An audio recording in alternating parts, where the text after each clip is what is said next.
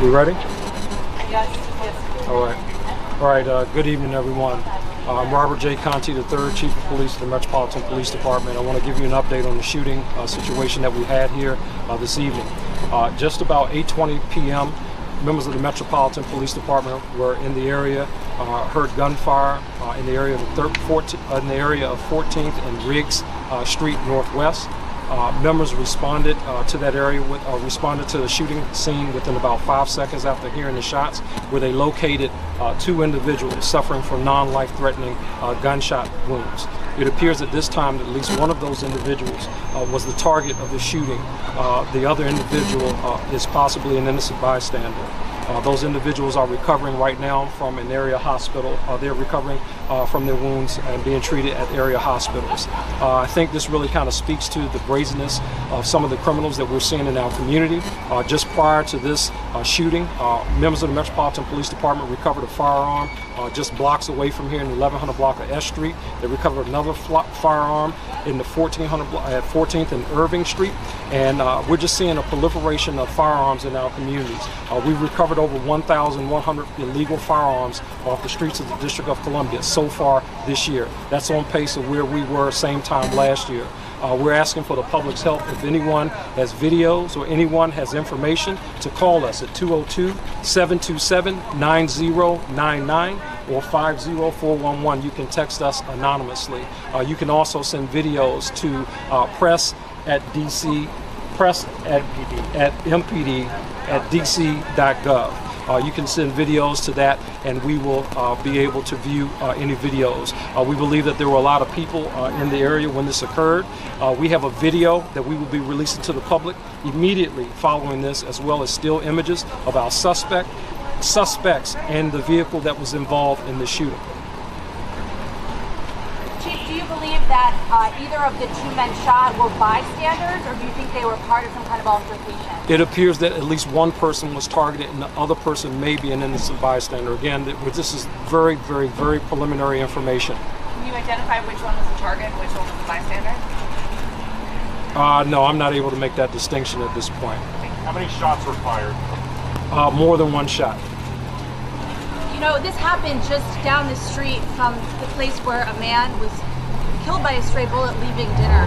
What do you say to people who feel like this is not a safe place for me and certainly not for my family? Yeah, we had officers, again, who were here within 5 seconds. They were there in the block where the other shooting occurred. And I think what we say is we got to make sure that we're doing everything we can as an entire system here in the District of Columbia to hold offenders accountable when these things happen in our community. This is unacceptable. That's the bottom line. It is totally unacceptable behavior. I'm asking the community to take a look at these videos.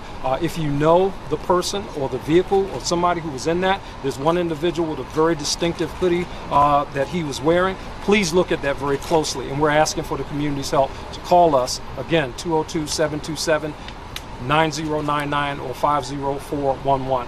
There's reward money from crime solvers as well as MPD that will be offered for anyone who provides information that results in the arrest and prosecution in this case. Any other questions? You know, police were so close. They were right here when it happened, and I know that was in another case as well, and it shows how brazen people are. They can see officers, they'll still start shooting, and police can't stop it. And I think, again, it goes back to that safety element, that even when people see police, you can't necessarily feel like someone's not going to get shot or you're not going to get shot. Well, ma'am, I can tell you this. We'll find the individuals and we'll hold them accountable. And that's what we have to do as an entire city. When it comes to people who are not afraid to use guns in our community, there has to be a measure of accountability there. We have to make sure that these individuals are prosecuted to the fullest extent of the law. Right now, as you know, we're coming out of this COVID environment. We need to get our court system back open. There are individuals out here on our street who we know are violent felons, and we need to make sure that these individuals are being held accountable for their actions that they commit in our community. It makes the community unsafe, it makes our police officers unsafe, and that is totally unacceptable. Chief Conti, it has been nearly a week since the 6-year-old murder, followed by the shooting near Nats Park. You changed some tactics, but any plan to make more improvements to the tactics? Yeah, we will certainly assess that, and with respect to those cases, we are making progress in both of those cases. I am hopeful that we will continue to do that and hopefully bring those cases to closure soon. Well, we'll go back, we'll assess our tactics, what we're doing right now. As you know, the mayor has directed the police department to make all officers available to do what we need to do to ensure that our residents of the city and our visitors to the city, that they feel safe. With so many different agencies in the area, are you calling in any help from federal agencies? We saw Secret Service police cars here, FBI. Yeah, we're working very closely with our federal partners. As you may know, we stood up our new NIBIN investigations unit that focuses in on shootings. That's a collaborative partnership between the Metropolitan Police Department, the ATF, as well as our United States Attorney's Office. So again, we have the resources that we need, and we also just need to make sure that we're holding these violent criminals accountable when they are brought into custody. So are you concerned about some of the rhetoric surrounding policing right now and that making it harder for your officers to do their jobs and making it easier for criminals to feel like they can do something like this? Yeah, sure. There's a lot of rhetoric around the issue. I mean, that's a national issue, but we're not going to accept that as an excuse. We're going to go out here. We're going to continue to do our jobs. We have a job to do, and that is to make sure that our communities are safe. And that falls on the shoulders of the Metropolitan Police Department. We have to do our jobs. I'm asking, again, as we go through and we reassess what we're doing, that everyone that's part of our justice system reassess what they're doing. The laws that are being made, the actions that are happening in court, are we all doing what we need to do to ensure that communities are safe? I can assure you that the Metropolitan Police Department, we're making those assessments daily. We're making changes daily. I wonder if everyone else within our system are doing the same. Mayor, what would you say to citizens who are scared and outraged by this violence? Well, I'm outraged, the chief is outraged, and the community should be outraged. And I have to reiterate what the chief has said. And to answer our earlier question, we certainly are working with our federal partners. I think you know that the ATF has committed resources to the district, actually outside the district, to prevent the trafficking of guns in our city. We've also had conversations at the White House, including the Attorney General, who has also committed to make federal resources available, specifically the federal grand juries, so that some of the arrests and indictments that MPD seeks are actually moving through the court system. We have also strongly encouraged, talking about our federal partners, the supervision agencies. That would be CSOSA, who monitors people who have been released to the community, as well as the court supervision agency, who monitors juveniles who are court involved. We need all of those agencies, like DC government, to be open in person in administering those services. Keep in mind that the entire system hasn't been 100% and hasn't been in person coming out of COVID. And we want to make sure not just the DC agencies, MPD, DYRS, and the whole of DC government, but all of our agencies are working. What we saw tonight, and unfortunately what we saw over the last several days, is an illegal firearm brazenly used on DC streets. And we know that our investigators and detectives are going to track down every lead. Our citizens have already been helpful in supplying leads, video, and anything else that they saw, so that we can get these individuals off the street and hold them accountable. The last plea that I'll make to our residents is we need to get to them before they use their gun. And we have a plethora of programs and services, even for people who are criminally involved, to come in and get help from us. We're asking their family members who know that they have a gun in their home, they're involved in some criminal activity, they're involved in some beef, to reach out before they use that gun, because it can destroy the lives of so many people when that gun is used indiscriminately on our streets. And Mayor Bowser, what do you say to the public, members of the public that are concerned that until the court system is back up and running, that this will keep happening? I say to them that we have to press on everything that we know about stopping crime right now. It won't be one single thing. And I say to them, to just what I'll repeat what I said. We need to get to people before they use their guns. That's how we prevent it.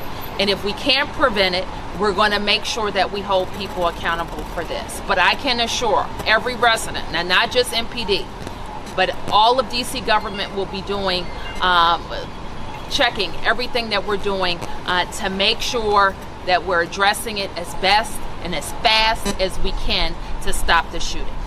Thank you, everybody. Thank you.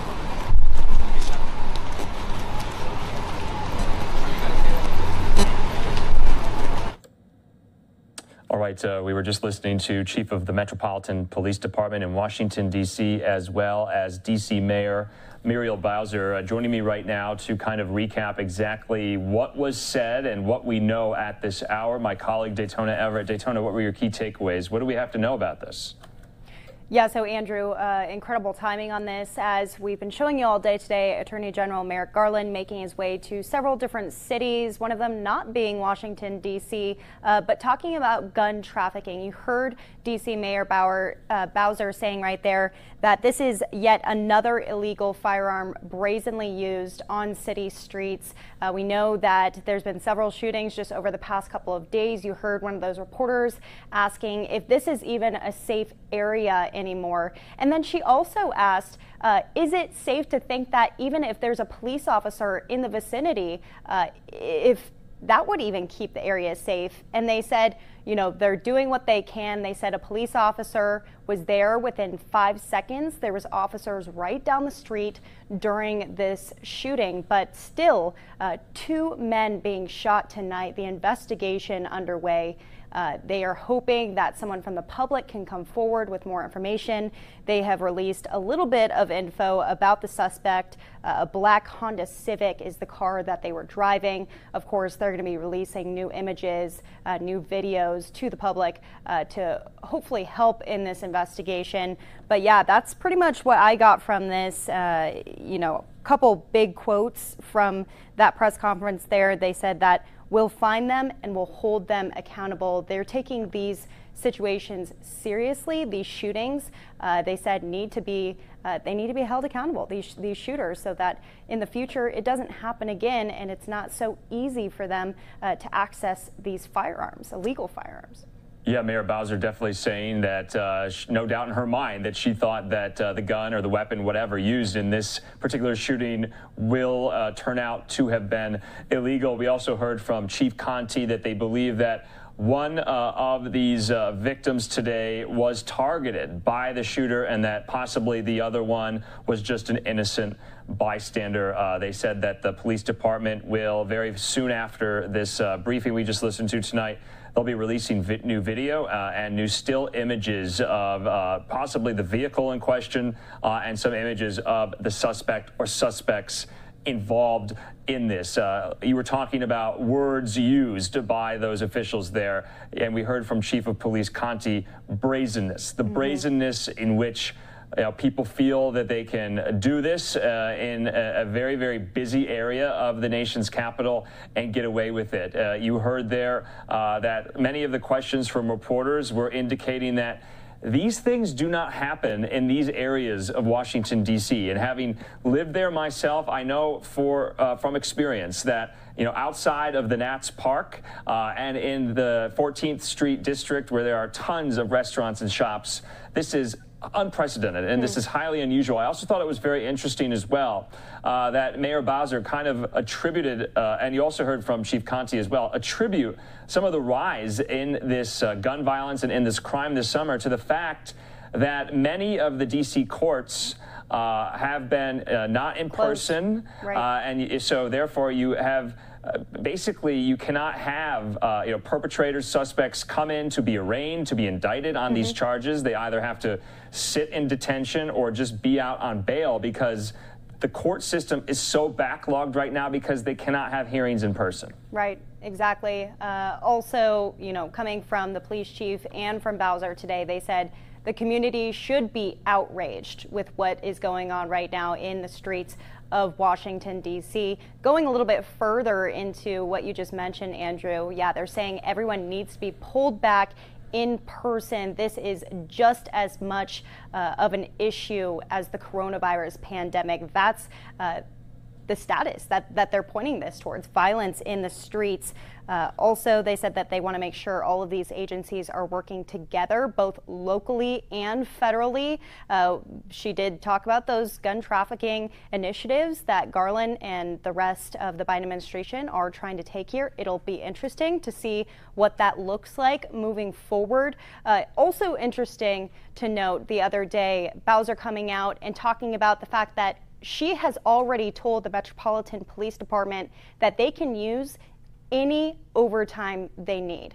She said, use as many resources as you need to make sure that the streets are safe and that we are tending to them as much as we need to be. So not looking like it really helped out there tonight, but hopefully they can be getting some answers from the public when they release a little bit more information, images and videos. And of course, we'll bring those to everyone at home as soon as we get them. But Andrew, this is happening not just in the DC area. This is happening right now in Houston, Texas.